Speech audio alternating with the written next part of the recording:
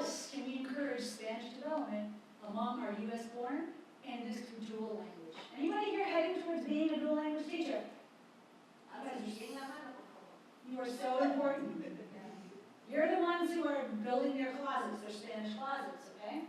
For the rest of you who may not know this, when a child shows up to school speaking Spanish and their English is considered not strong enough to be successful in the mainstream English classroom, in this country we offer them a menu of 3 flavors. Flavor number 1 is English only. Okay? We have to give them some kind of ESL, English as a second language. Okay? We can't just throw them in sink or swim. That's illegal. You know that, right? It's illegal to take a child whose English isn't strong enough and put them in and say good luck with all the little wrinkles. You know that's illegal, right? It happens every day, but it's illegal. You have to give them, by the federal government in 1975, right? Supreme Court decided you have to help those children in some way. Okay? So that's flavor number 1. Flavor number 2 is what we call bilingual. Now, before you get mad at me for putting quotes around the word bilingual, I don't do this with the intention of offending my hard-working colleagues in bilingual education. They're usually the first ones to agree with me. Que de bilingüe no tiene nada. There's nothing bilingual about bilingual education. The way the majority of programs are run, okay? The way the majority of bilingual programs are run, it's only grades K through 3. Spanish is a crutch. It's used as a crutch just until the kid can sort of walk a little bit in English, and they take those crutches away and say, "Hey, let me open up." Okay? There's no goal of bilingualism. They don't care what happens to your Spanish or your Chinese or your Vietnamese after that. Once you can transition to the mainstream classroom, that's it. No one cares about your Spanish. That to me is not bilingual. Okay? But it's called bilingual. And that's the other option we give. The third option is called what you guys are doing, right? Dual or two-way. That's where 50 to 90%, sometimes it's 80, of the day is taught in Spanish. Okay? And you don't get kicked out as soon as your English is strong enough. It continues however long the program goes. My kids go to one. My kids' program is 80% Spanish, 20% English. And the beauty of these programs, they're not just for kids who need help with English.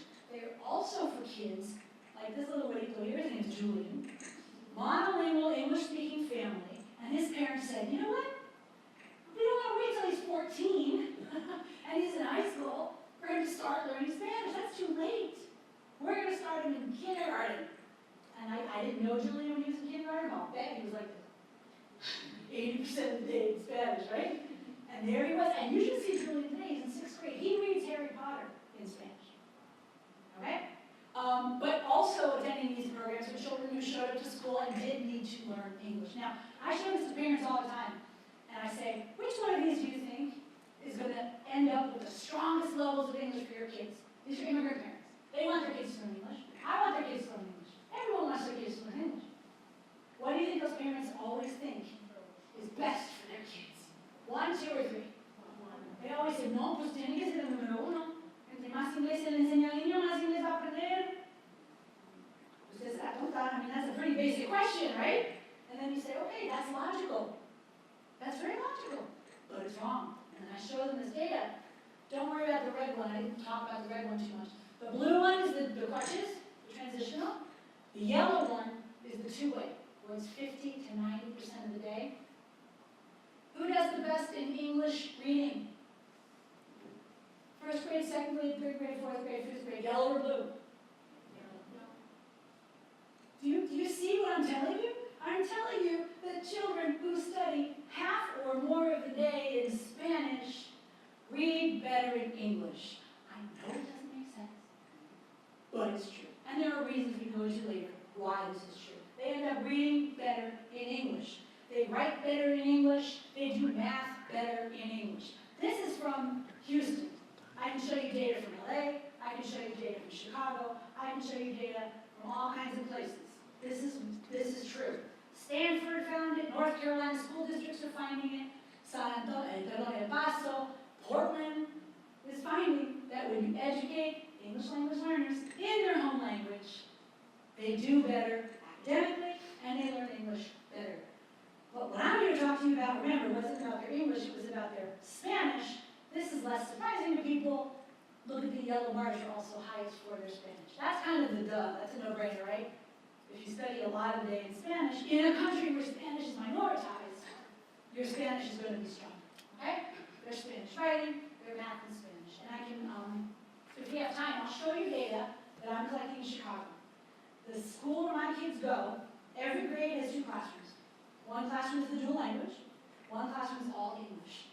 And some of the Latino Spanish-speaking parents have chosen the all English program for their kids, believing that that's going to be the best for their English.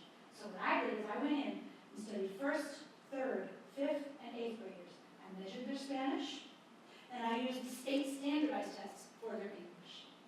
You know what I found? The home Spanish-speaking kids in the all English program, their Spanish every year declines. It's a lot lower than that of their peers in the dual program.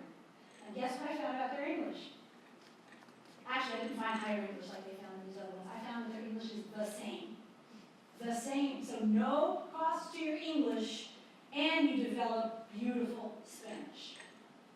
That's what we call in linguistics and all kinds of scientific endeavors a no-brainer. That's a no-brainer. Okay? So in summary, dual immersion programs contribute to stronger Spanish levels among both Latino and non-Latino kids, and there's no cost to their English or their math or anything else. People around the country are lining up for these programs, and I'm so excited to hear about your efforts here to move these programs forward.